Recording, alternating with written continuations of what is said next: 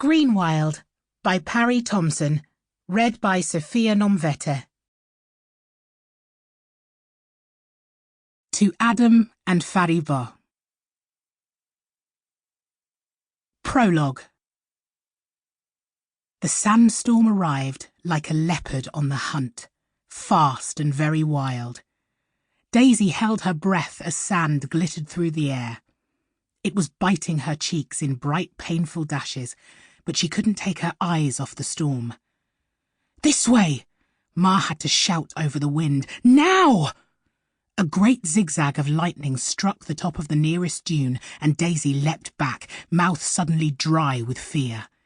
She could see scarves of sand rising like ghosts in the wind, the flash of her own white knuckles, the grim expression on Ma's face.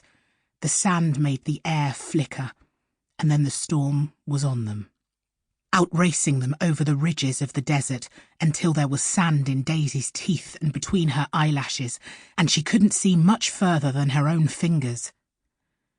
After that, several things happened very quickly. Ma skidded to her knees and pressed one hand into a dip in the dunes. The air went still, and a ring of bright white orchids rippled out around them like water. Daisy's mouth fell open in astonishment and rapidly filled with sand. She was still spitting furiously when a fresh squall swept in and blinded her. But an after-image of the orchids stayed burned onto the inside of her eyelids. They had been the snowy colour of cotton socks, fat petals and thickly veined with silver, and sending out threads of light that streamed together like a pale, shining dome over their heads. Inside the dome, the sudden silence rang loud in her ears, broken only by their panting breaths. Daisy crouched low beside Ma, trying desperately to see past the grit in her eyes.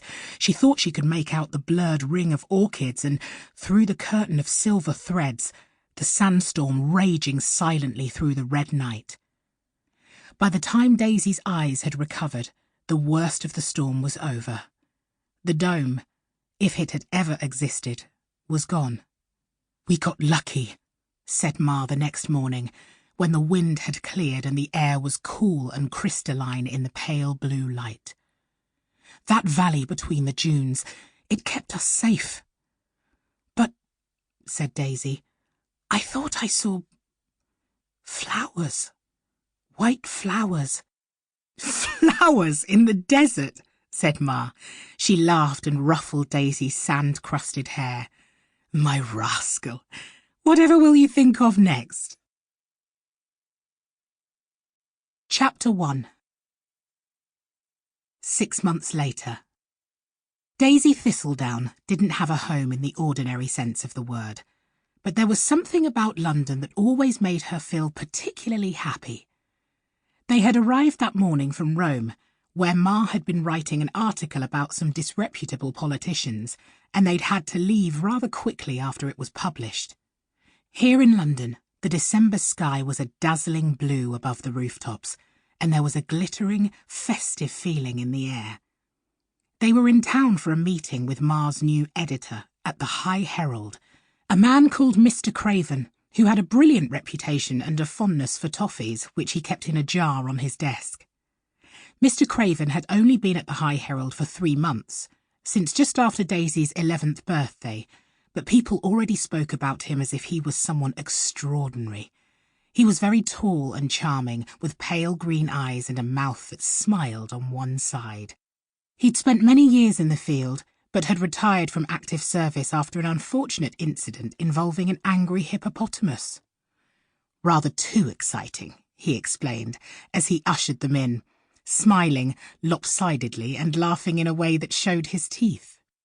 As well as toffees, Mr. Craven's desk also boasted a gleaming computer screen, a hostile-looking cactus, and a framed photograph of himself shaking hands with the Prime Minister.